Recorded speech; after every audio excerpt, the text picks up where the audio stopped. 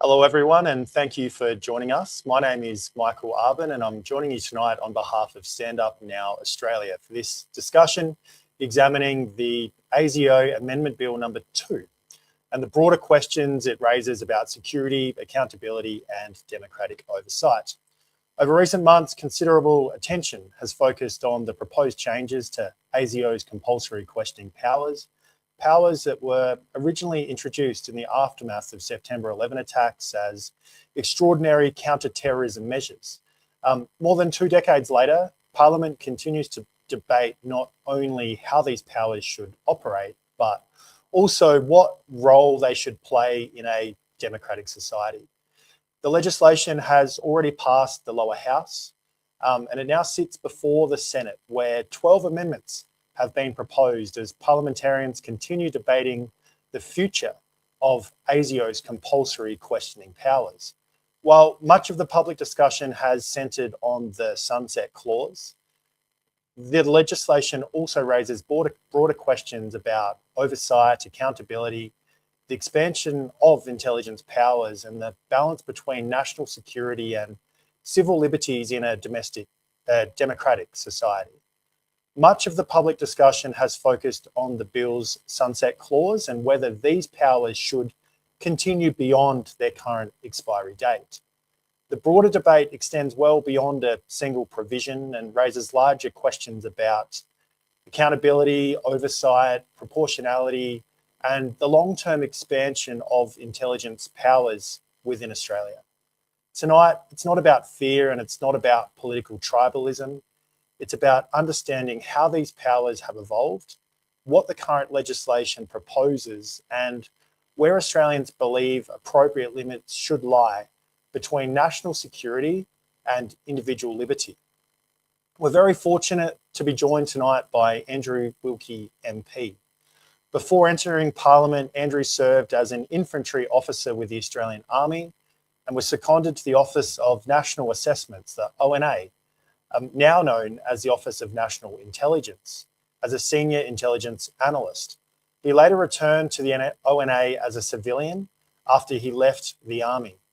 Over the course of his parliamentary career, he has become one of Australia's most consistent voices on questions of government accountability, transparency, civil liberties, and the exercise of executive power. Tonight, we'll be drawing on that unique perspective to examine not only the current legislation, but also the broader direction of national policy within Australia.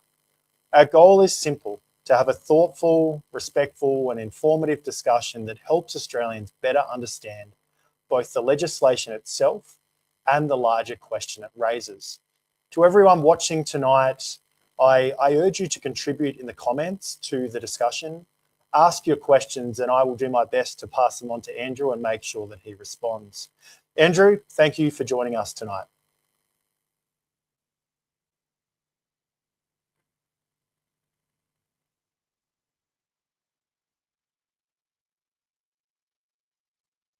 Looks like Andrew has frozen. I'm sorry about this. I'm hoping that his video connects soon.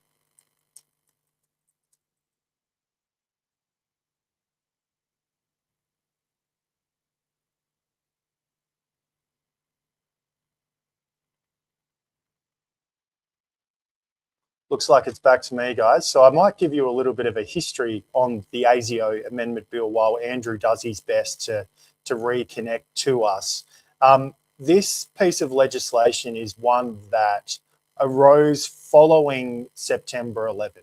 It arose in response to an increased terror threat, which Australia was facing following September 11. So in 2003, the bill was introduced, and what it did was, for the reason of questioning individuals who may be associated with terrorism or potentially leading to a mass casualty event, it gave ASIO some additional powers to question individuals to make sure that they were well informed and could potentially intervene in potential terrorist events. Andrew is back. Welcome back, Andrew. I'll let you unmute yourself, and thank you for joining us. I had to just kill a bit of time there. We might need to connect your audio as well, Andrew. Sorry.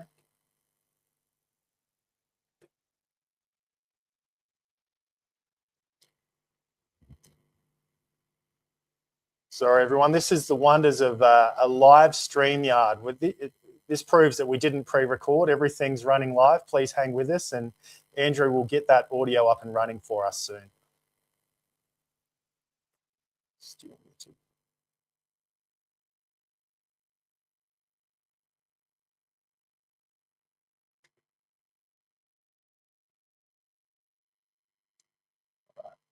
So the powers that were introduced back in 2003, they were originally introduced on a temporary basis because there was a sunset clause included in that bill. And what a sunset clause does is it means that those powers are deemed necessary for a defined period of time. But once it reaches that sunset, you would expect those powers to then be rescinded and not continue. That hasn't occurred with the ASIO powers. They have continued from 2003 right through to now in 2026. But what I find fascinating, Andrew, are you there?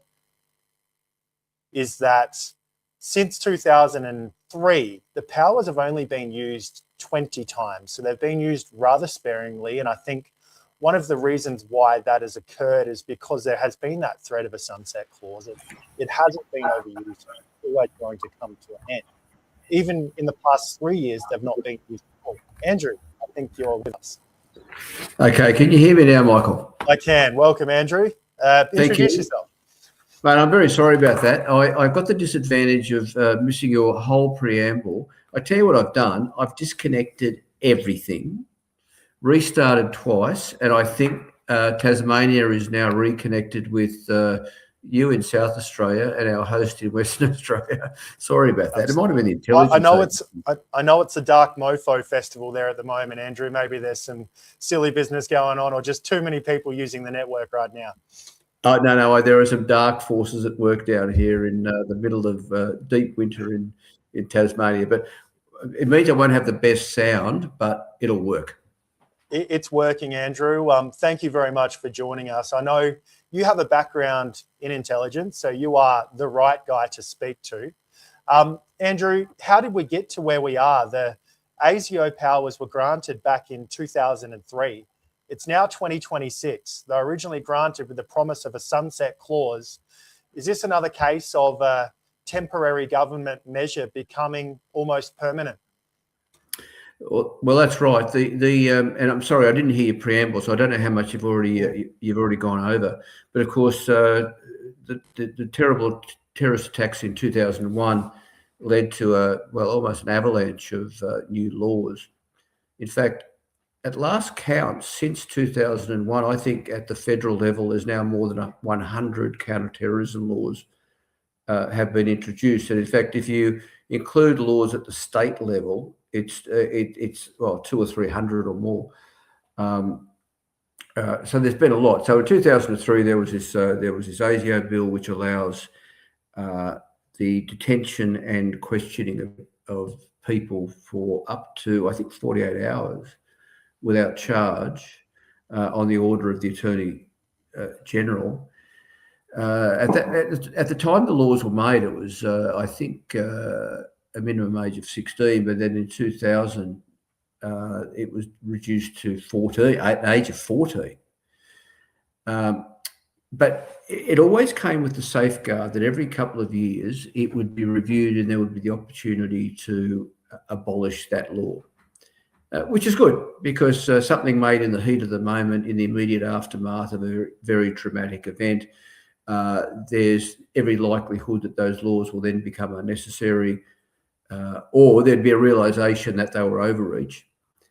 And the whole point of this so-called ASIO bill is to get rid of that sunset clause so as to lock the law in as a permanent law of the country, which is a very different thing from a law that is made, as I described, in the aftermath of something and, would need to be, periodically and eventually actually done away with.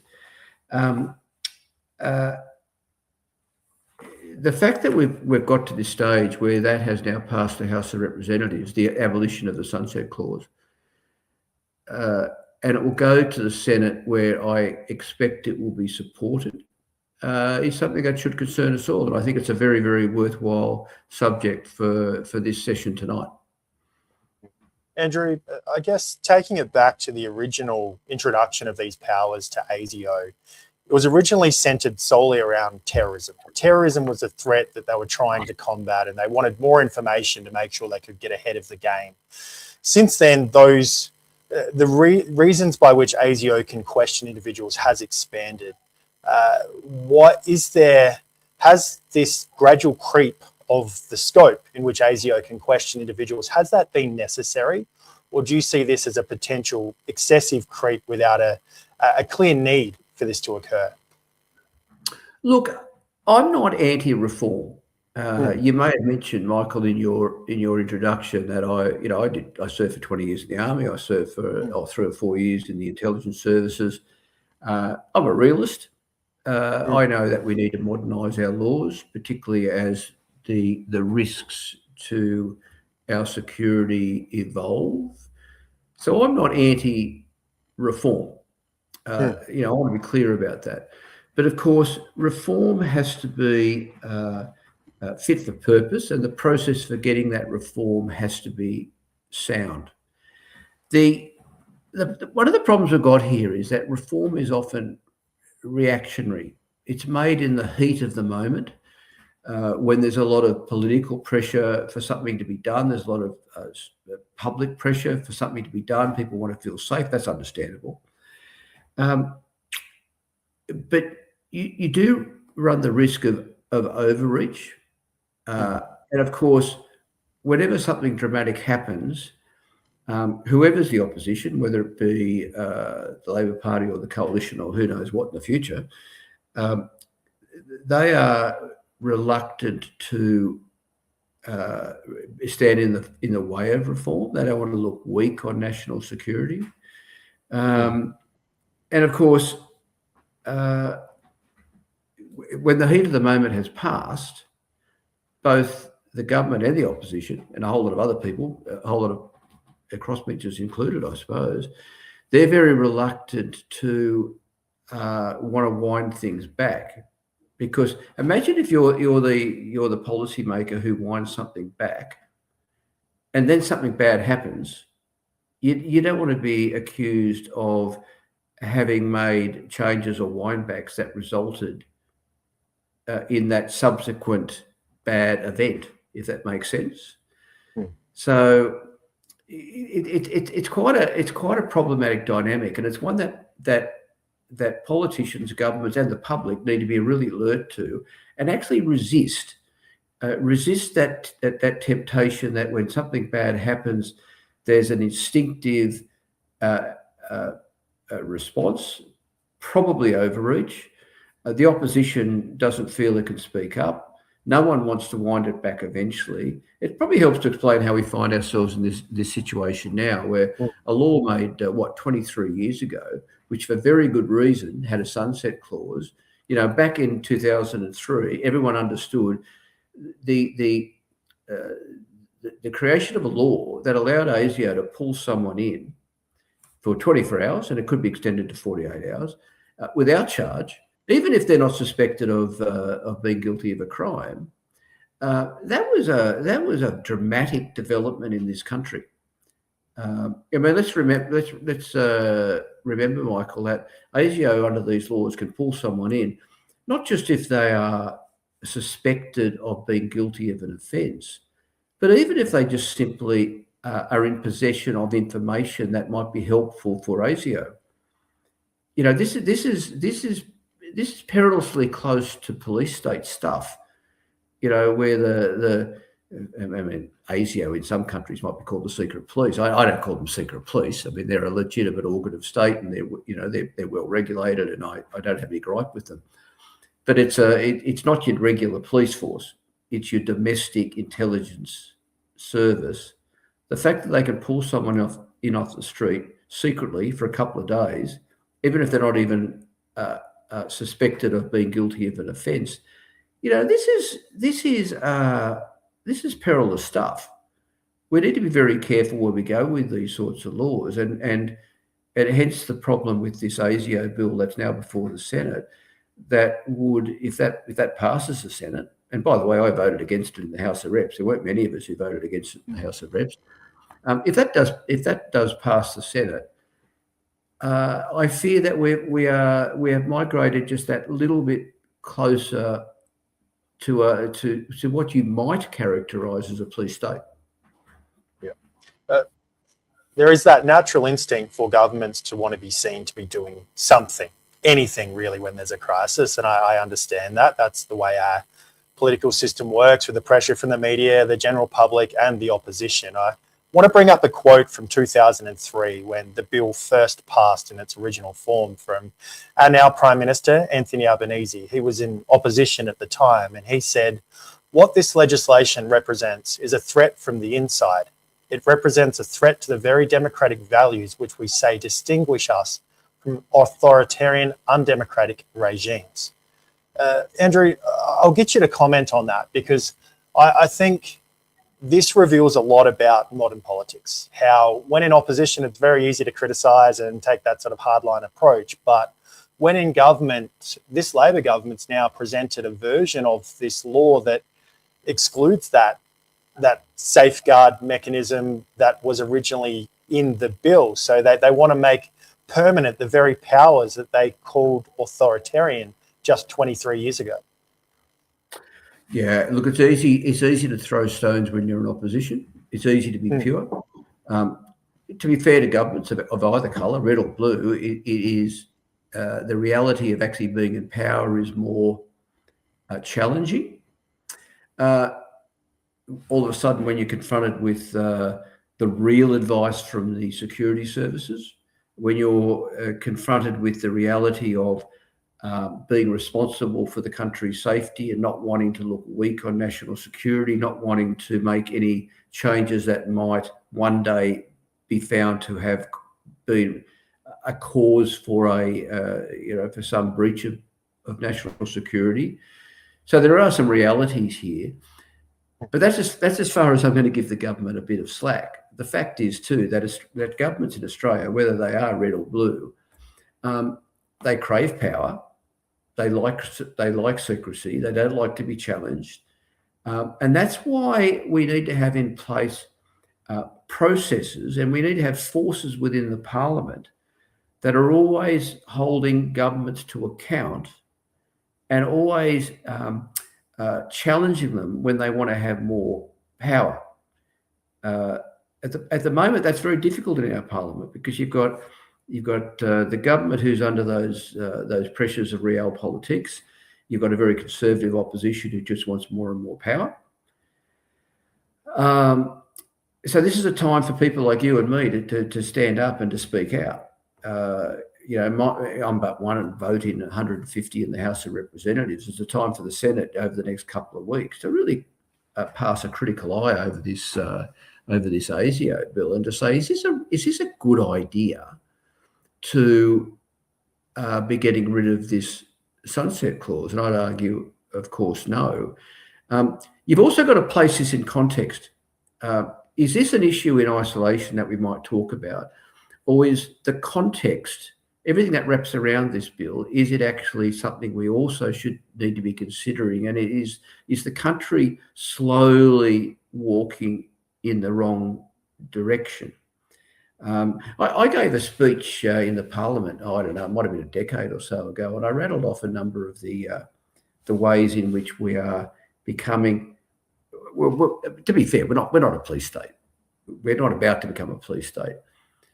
But bit by bit, it's a bit like the frog in the boiling water. You put the frog in the cold water, and the frog's happy, and the water slowly heats up, and before you know it, the poor old frog's distressed and eventually dies, and didn't know how it got there, because some of these changes are a little bit here, a little bit there, a little bit there. They're incremental, and I do see something like that happens in our country. I mentioned earlier that since 2001. There's been over 100 federal counter-terrorism laws passed. Interestingly, as best I can tell, I might be wrong, but as best as I can tell, not one of those laws has been repealed. Every single one of those 100+ federal laws is still on the books. There's been hundreds more at the state level, and I'm not aware off the top of my head of any of them have been repealed. We've had other things happen along the way. We've had the metadata retention laws in 2015. That'll test people's memories, where the metadata for all of your electronic communications by law has to be kept by the telcos for a period of time. We've got, there's an absence of due process. I've moved a Bill of Rights 3 times in the Parliament. Not once has it attracted any support from either whoever's in government or whoever's in opposition. There's been suppression of dissent, the anti-protest laws. There's been raids on the AFP. Bit by bit, we start migrating to a place, and one day we'll get to a new place, and we'll wonder how we got there. And I'm sorry, Michael, I've gone on a bit of a rant there, gone down a big rabbit hole, but you get the point. And my point is that this discussion about the ASIO bill should not be viewed in isolation or discussed in isolation. It should be discussed as part of a little part of a continuum of where our country's going and how we need to be vigilant about that. No, you're more than welcome to go down rabbit holes, Andrew. We're here to learn from you and hear something a little bit different. I just had a quick look. There's currently 12 amendments which have been tabled for the Senate. So the Senate's taking this bill seriously. And one of those has actually been tabled by the government themselves. And it would reinsert a sunset clause for the 3rd anniversary. So obviously, I want to ask you how important the Senate is to apply pressure to the government of the day and ensure that things like this, where the government themselves is forced to introduce their own amendment to make sure they can get passage through the Senate. How important is that House of Review in this process? Because it's obvious the government has big numbers in the lower house. It's quite easy for them to pass stuff, but the Senate's a little bit trickier. Yeah, I think that's a rhetorical question. It obviously is very important. We've got a government in the lower house with 94 seats, and good luck to them. So they can get through whatever they want through the lower house. But having a House of Review, having a check on the power of government is as important now as when our parliamentary system was designed, back at Federation. And this is a good example of where that's important. Now, the government either needs the support of the opposition. I would hope on a matter as important as this, the opposition don't just simply see it as another opportunity to score political points, or it relies on the Greens. And I would hope the Greens on an issue like this would be very exercised and would be putting up some very reasonable propositions to the government. Of course, at the moment, politics are difficult for the government with the controversy around the recent budget. They don't want to have a loss on this. I would hope that they are respectful of the amendments that would be put up to make sure that whatever changes are made to this ASIO bill are in the public interest. And I'll make that point because when it comes to security issues, the government goes to the security services, whether it be the Defence Force or the Federal Police or ASIO or the Foreign Intelligence Services, and the government will take advice from people who are expert in their field. And quite frankly, very few of my colleagues know much about this stuff. The security services, though, as is their job, they'll ask for everything. They'll ask for every capability and every legislative freedom of manoeuvre that they can get their hands on, because that's their job. It's not the government's job to agree to that. It's the government's job to be critical and to only give our security services the legal freedom of manoeuvre and the capabilities that are in the public interest. It's a bit of a balancing act. Yeah. It is difficult for the government because the government really have to rely on the advice of these people, but they need to be mindful that these people will ask for the world. You ask the Defence Force, how many ships do you need? The Defence Force will say, we need 1,000.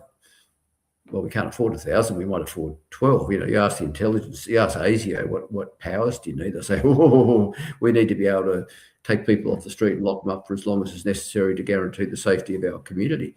We can't give them that. Hence the importance of having parliamentarians who know what they're talking about, and having parliamentary bodies that are competent at keeping an oversight over these agencies. We have, of course, the Parliamentary Joint Committee on Intelligence and Security, which is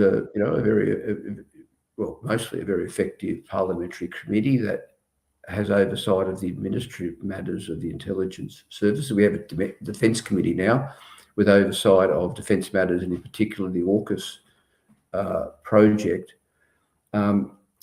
which is good. There is a problem, though, that these committees are populated by people who generally already agree with the direction the government's going, and they're quite hawkish. I was on the Parliamentary Joint Committee on Intelligence and Security in my first term when Julia Gillard was the Prime Minister. But people like me haven't been welcome on committees like that ever since, nor am I welcome on committees like the Defence Committee overseeing AUKUS, because I might ask tough questions. I'll take this opportunity to propose that committees like the Parliamentary Joint Committee on Intelligence and Security, rather than being a rubber stamp for the government's wishes, maybe we could follow the lead of the United States and make that committee responsible for the oversight of operational matters rather than just administrative matters. I think that would be helpful. And I think on the Defence Committee, we need a couple of critics. I mean, I'd like to see the Greens on those committees. They would bring a really critical eye and ask really tough questions. But people like that aren't welcome. Similarly, I'd like to see the Inspector General of Intelligence and Security made a more effective body overseeing the security services, the intelligence services. I don't doubt that the IGIS is a good person doing good work, but by design, it's a fairly limited role. Rosalind in the comments says, you know too much, Andrew, and I would argue with Rosalind that we need more people that understand these things in detail to deliver good legislation, and have the wisdom of Andrew to understand that maybe occasionally we should probably repeal some laws and revisit them. But Andrew, one of the things that this bill would do would be to expand the scope of adult questioning warrants to include sabotage, promotion of communal violence, attacks on Australia's defence system, and serious threats to Australia's territorial and border integrity. There's a lot of stuff being added to these powers for ASIO. What is there a clear need for all of these additional categories to be included in the scope of ASIO's questioning powers? Oh, I'm going to give you a muddled, ambiguous answer to that one. I make the point again, we need to always be modernising our security laws. I don't object to that. And whereas once upon a time, things were pretty straightforward. Country A invades country B. And then countries had developed, I suppose, intelligence services, spy services. Country A sent spies into country B. And then, country A worked out how to hack into country B. Things change. And our laws need to change with it. I don't have an objection to that in principle. The challenge is that the laws evolve in a reasonable way, and there's reasonable oversight of those laws. And the premise upon which those laws rest need to be sensible. Now, I'll go down a rabbit hole again, Michael. Yeah. Viewers or listeners would recall the controversy over Australia spying on the East Timor embassy during the negotiations over the treaty for the Timor Gap and the sharing of the wealth, the oil and gas wealth in the Timor Gap after Timor's independence. And there was an ASIS whistleblower who spoke up and revealed the fact that we had put listening devices in the Timor embassy, or the cabinet rooms, in fact. Well, when I looked at that, I thought, these were good faith negotiations between two friends, and we were spying. We're using our intelligence services just to get a commercial advantage in a commercial negotiation. I thought this can't possibly be what the job of our intelligence services are, and in particular the Australian Secret Intelligence Service. So I approached the Inspector General of Intelligence Security and I said, look, surely this is a breach of the Intelligence Services Act, that ASIS acted improperly or illegally when they planted bugs in the East Timor, the Timor-Leste cabinet rooms. The response I got from the Inspector General of Intelligence Security was that the definition of our national security extends to our economic security. In fact, it's so broad, it can be any aspect of what someone might call national security as you want it to be. And so by implication, our spying on the Timor-Leste Parliament building was not illegal under Australian law. Now, I was astounded by that, absolutely astounded by that.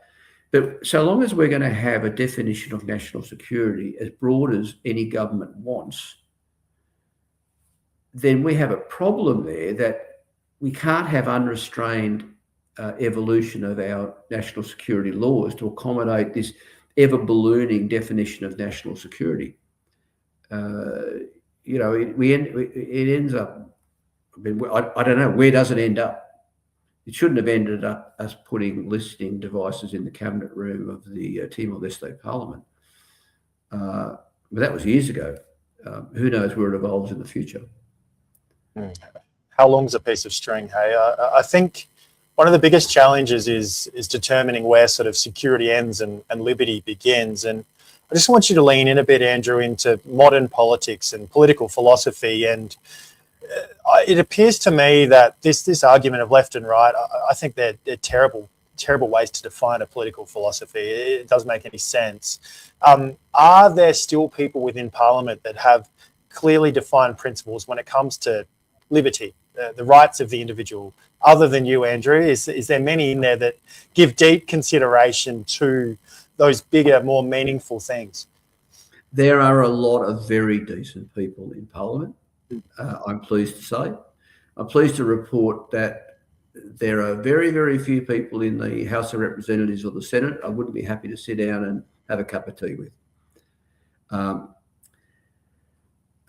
But they work in tribes, and collectively problems start to emerge. Now, I might say that as independent, of course, but you get these good people that you get them in their tribes that are often motivated by political self-interest, the political self-interest of their party and being, getting into power and being the government, or being the opposition whose duty is to just oppose and to tear down and destroy.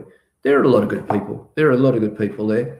But the fact that all these good people suddenly get into tribes and all, the government or the opposition or whoever it is start to do things that we're deeply unhappy with, it goes to the point that we need to have safeguards on that. We need to have proper processes and safeguards.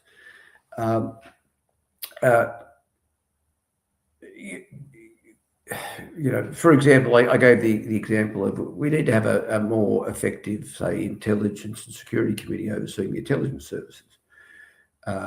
We need to have other external agencies like the Inspector General of Intelligence Security who are more effective, keeping an eye on things. But more important than everything, we need to have, I think, a more effective application by whoever's in government of fundamental principles of human rights. And I think that's where we've lost our way with some of this security legislation. I jotted down, in fact, one of my offsiders jotted down for me this afternoon, a few principles of human rights. A right to a fair trial. Surely that fundamental human right should be a measure against which proposed legislation is measured. freedom from arbitrary detention, the right to privacy, freedom of expression, free and diverse press, equality before the law. You know, if we had governments more, and oppositions for that matter, more beholden to fundamental human rights, which should be enshrined in law, by the way. I mean, we a lot of these rights are enshrined in international law to which we're a signatory, but we turn a blind eye to them when we make our domestic legislation. You know, that freedom from arbitrary detention, now that's a fundamental human right, and that is not contained within the ASIO legislation, allowing them to pull someone in secret, not to tell anyone, for effectively up to a couple of days with the agreement of the Attorney General without charge. Well, they're not even suspected of committing a crime or being about to commit a crime.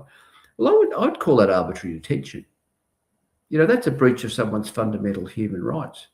Now, I rattled off a number of them, and you know, there are others, but there are a number of fundamental human rights that we have subscribed to through international treaties and agreements, which we don't apply within our own domestic law. Hence, we need to change our own domestic law. Now, I've moved 3 times now, including once very recently in recent weeks, a Bill of Rights for Australia, one that would legislate the application of fundamental human rights within our domestic laws. Now, that doesn't sound controversial to me, but the first 2 times I did it, no support from whoever was in government, whoever was in opposition. And when I did it in recent weeks, again, no support from anyone. No interest at the federal level to have a fundamental protection of our human rights through a Bill of Rights. There's one in Queensland. There's a Bill of Rights in Queensland. I don't know what it's called exactly. There's a Bill of Rights in the ACT, a Bill of Rights in Victoria. They're all working fine. Don't have one at a federal level. And by the way, we're one of the very few countries like ourselves, developed countries, if that's the term, that hasn't enshrined our fundamental rights, which would give us protections against a creep of powers by our security services. Andrew, I must say, I pulled that up earlier today, the Human Rights Bill of 2026, and that's a big body of work. You cover off essentially every fundamental right that I can think of. And Andrew, this is the 3rd time you've introduced this bill. Has it ever gone to a second reading debate? And how do those debates go? No, the first 2 didn't go. Now, just to explain to people who are watching in,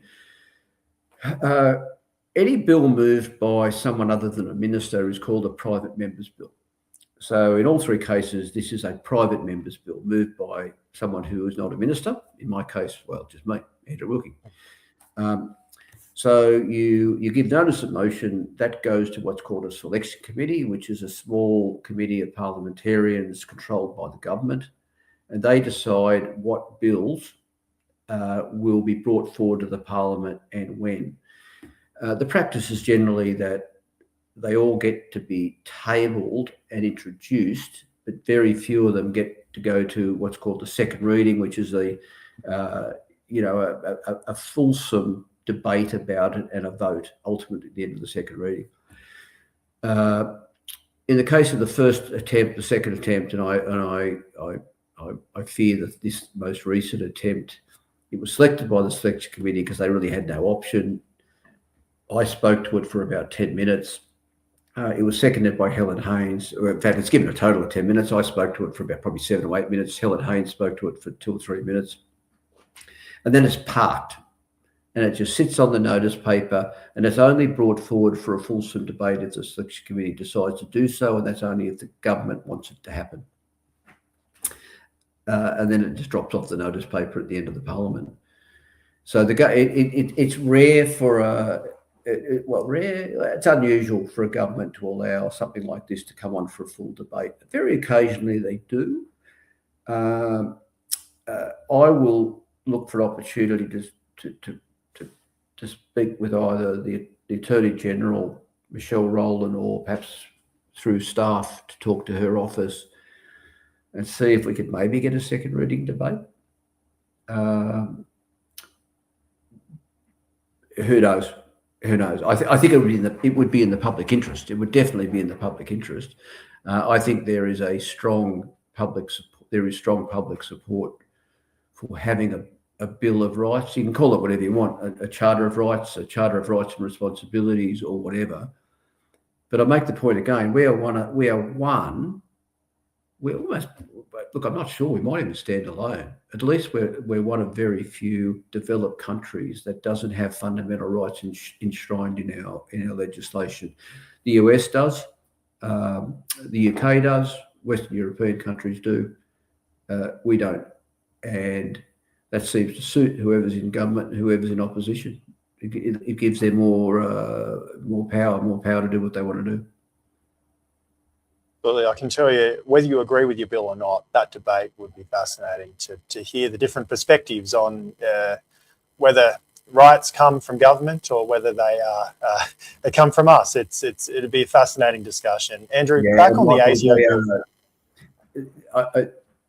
I hope most people would agree that there are some things which are fundamental rights.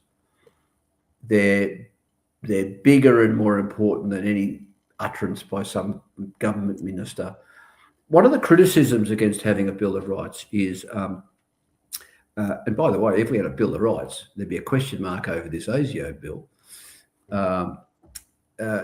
When it was introduced in various Australian jurisdictions, there were allegations it would become a lawyer's picnic.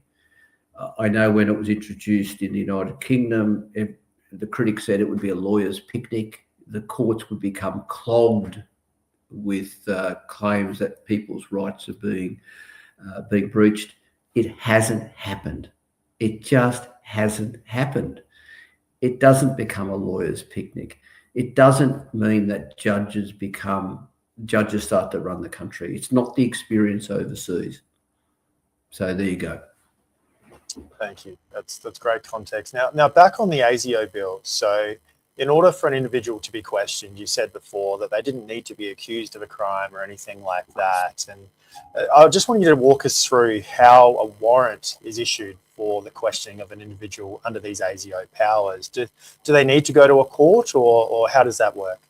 Now, my understanding is the order is made by the Attorney General, and that's an issue in itself. I would have thought something as significant as this, it should go to an independent expert in law, a judge, a magistrate, I don't know, to make that order, a court order.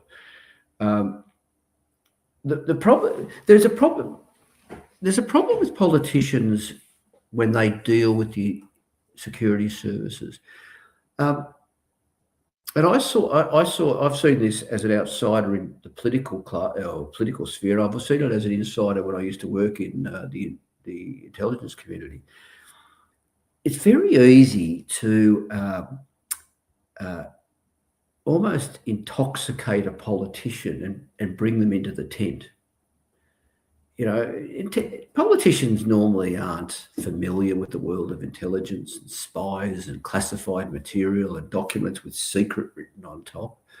It's too easy for the intelligence services to almost to cultivate and recruit a politician and get them on side. Now this isn't a criticism, by the way, of our current Attorney General or our current head of ASIO or any other of our total of 6 intelligence agencies. Actually, this is not a criticism of them. It's just a fact of life. The head of an agency like ASIO sits the Attorney General down and says, "Look, we've got a real grave concern about this person," and pulls out a secret assessment, with all sorts of letters and words at the top and bottom of the page. It's quite intoxicating.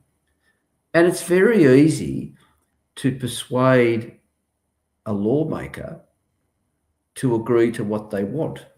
I don't know if I'm explaining this very well, but the world of intelligence, it's quite an intoxicating, interesting environment.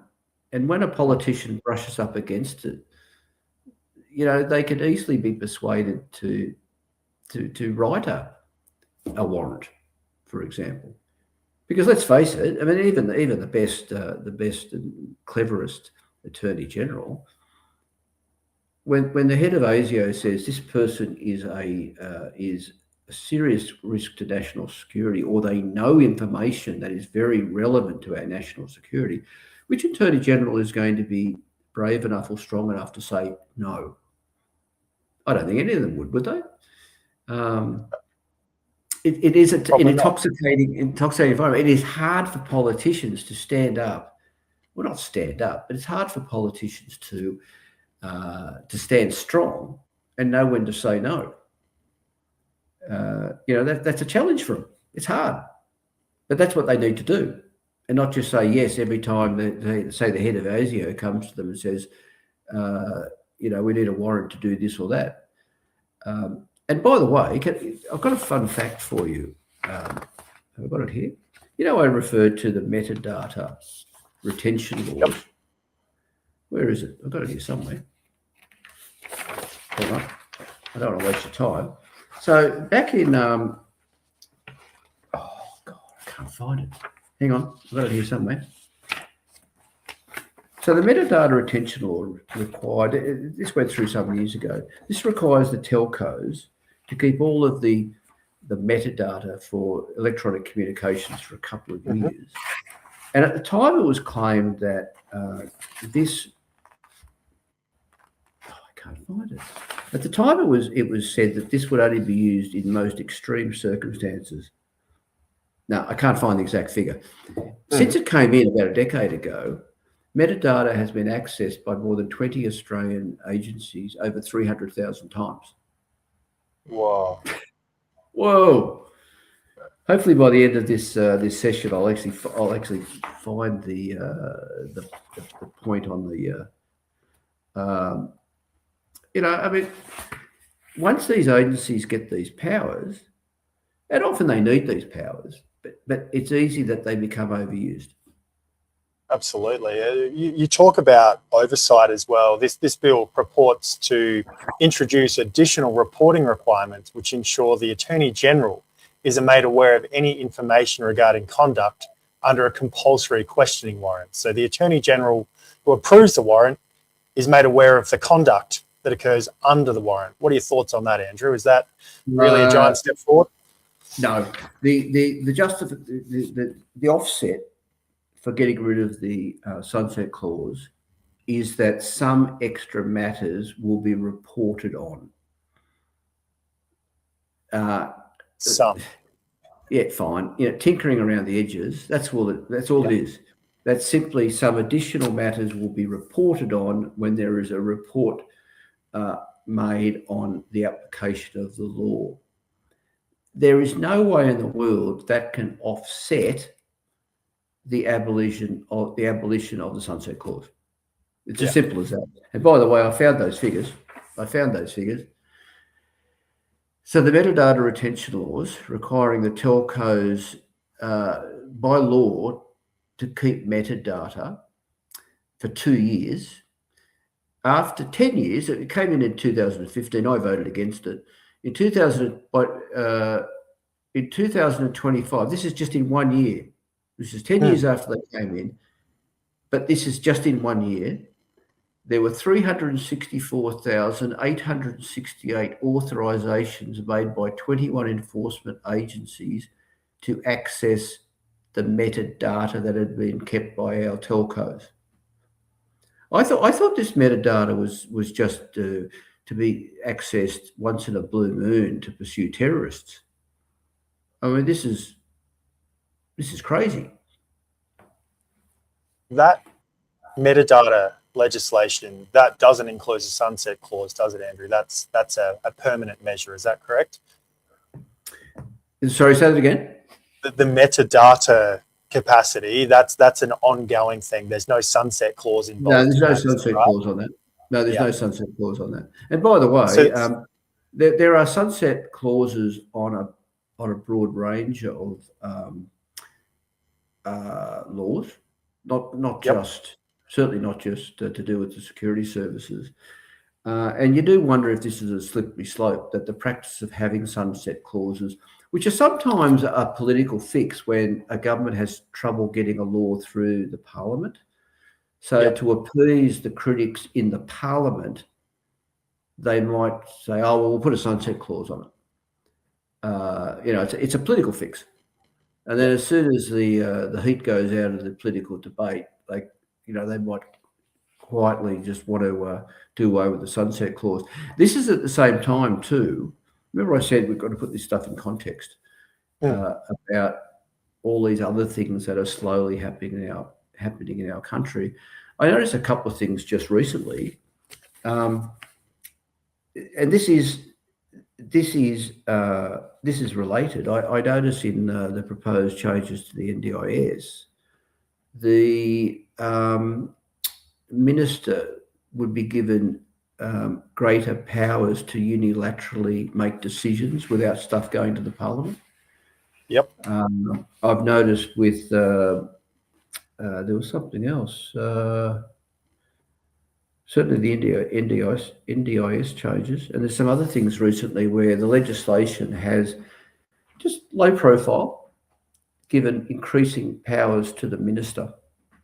Mm-hmm. Now, by the way, that's okay if you've got a good attorney general, and hopefully we always have a good attorney general.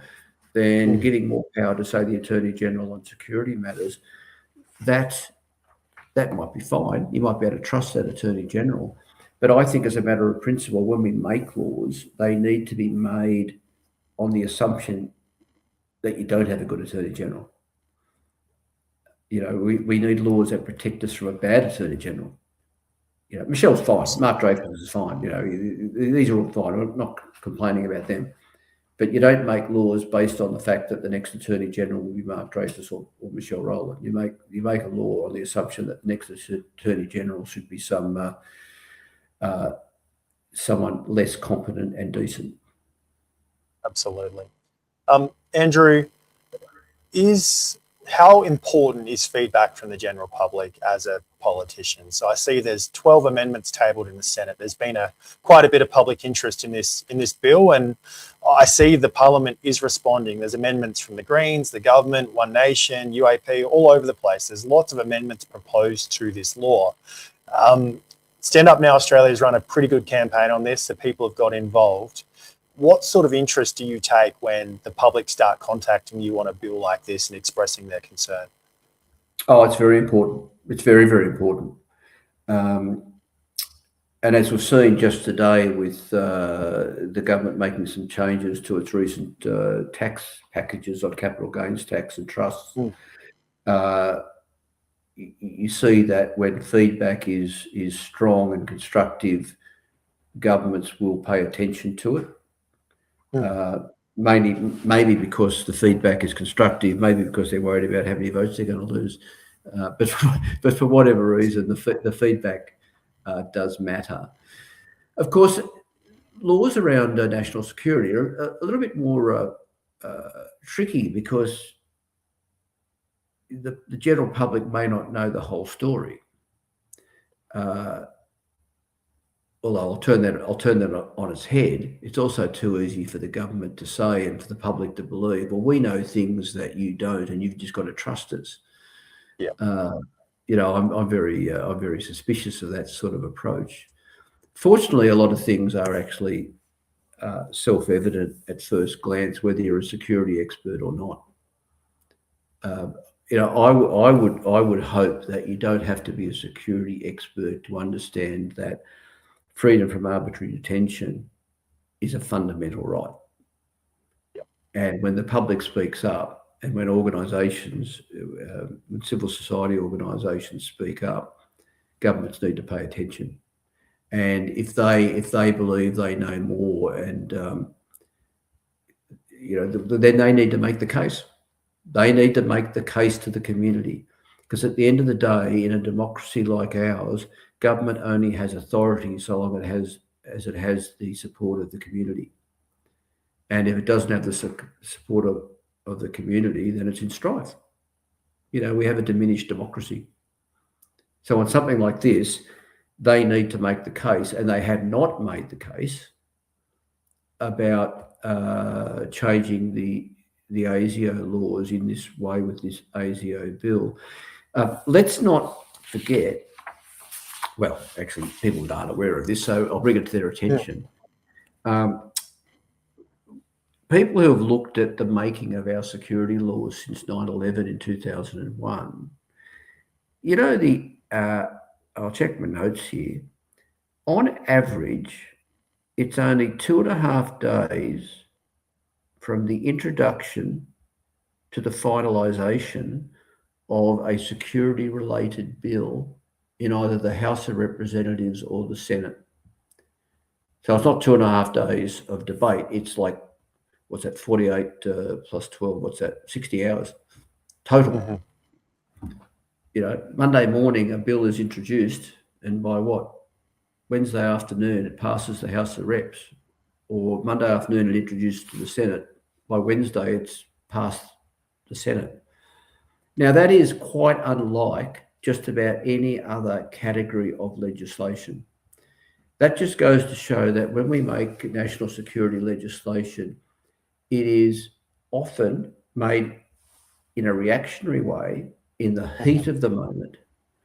The community could be fearful after something has happened. The government feels politically obliged to be seen to act quickly. The opposition is scared stiff of looking weak on national security, whoever the opposition and government are.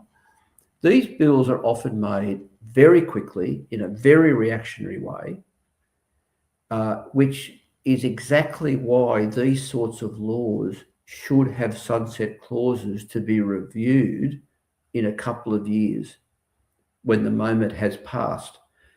So we must resist the abolition of sunset clauses. We must ask why, since 2001, more than 100 counterterrorism laws at the federal level, as best I can remember, not one of them has been repealed. They happen quickly, sometimes in a panicky way, and they get stuck on our statute books forever. And you get this incremental changing of our legal framework. And one day we'll get to a new place and wonder how the hell we got there. And that's how.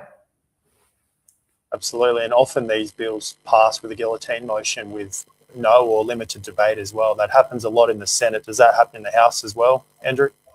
It happens regularly in the House, where because it is a reaction to something, it's almost a panicky reaction. I mean, I've seen stuff go through the House of Representatives where the minister will stand up, table a bill, speak to it. The opposition will be given the opportunity to respond, and then the question is put. I mean, this is bonkers, absolutely bonkers. When they are laws, we're not talking about some minor change to a tax law or a minor change to some corporation thing. We're talking about, in this case, we're talking about the ability of the Australian Security Intelligence Organisation to pull someone off the street in secret. They won't be allowed to contact anyone.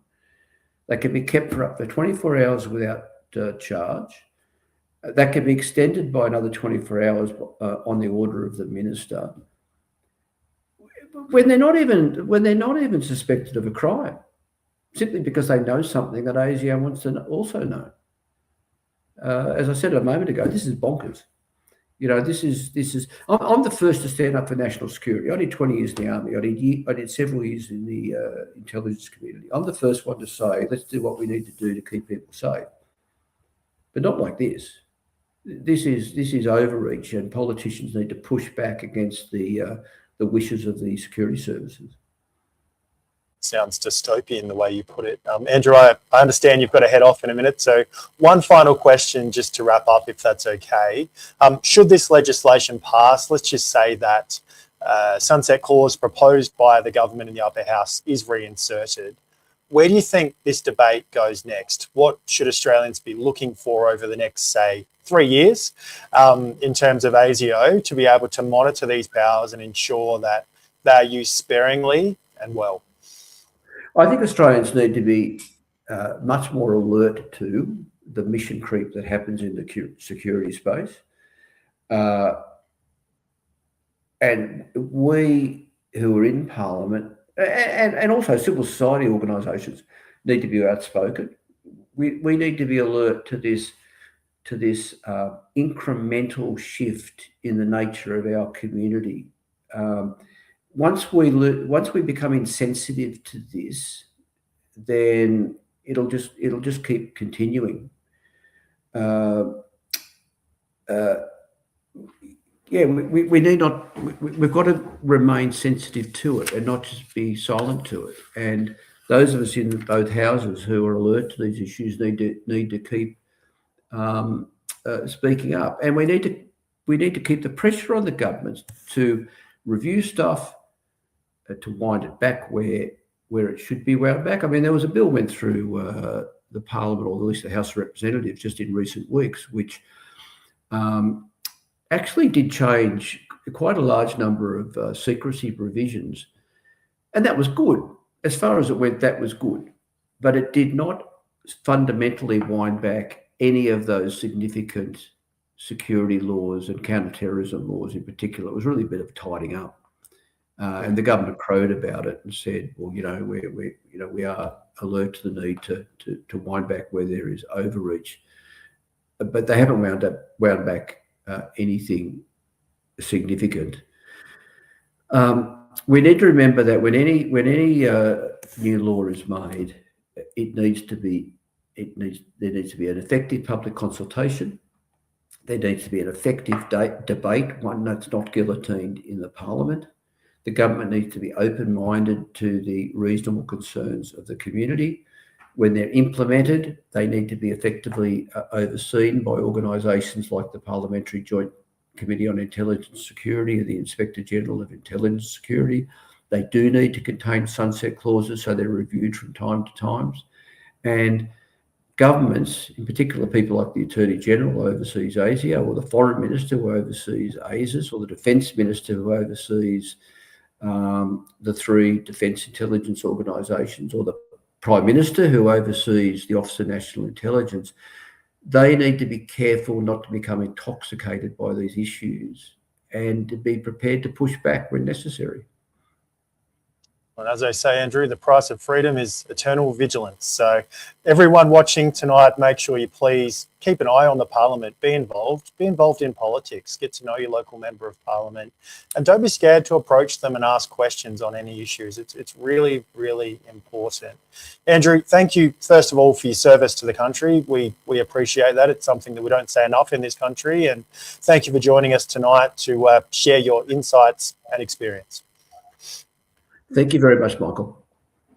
And everyone watching today, Stand Up Now Australia has circulated their briefing paper to all of our federal senators. They received a 76-page document today to update them on what's happening before the Senate resumes next week. You will all receive a copy of that tomorrow, so you'll be very well informed on what's happening with this bill, where it's at, and what you need to lobby your senators to do to ensure that this bill is amended, or if you believe so, rejected. Thank you for joining us tonight. Regardless of where you land on this legislation, there are many questions that deserve our attention. The balance between national security, accountability, and liberty is not something that should be left solely to politicians like Andrew, government agencies, or legal experts. So please make sure you have this conversation in your household, on your street, in your community, and in any organisation that you're involved in. As we've discussed tonight, the bill is ultimately about more than one single piece of legislation. It raises much broader questions about powers and how they evolve over time, and what safeguards are necessary in a democratic society where Australians believe limits should lie. If you found tonight's discussion valuable, we encourage you to stay engaged with the parliamentary process. Take the time to understand legislation, read that briefing paper that will be circulated with you tomorrow, discuss the issues with family, friends, and most importantly, over the next week or two, contact your senators if you have any concerns about the way this legislation is shaping up. In the follow-up email, you receive a link to the campaign tool, the briefing paper, and a link to contact your senators to ask them to carefully consider this bill.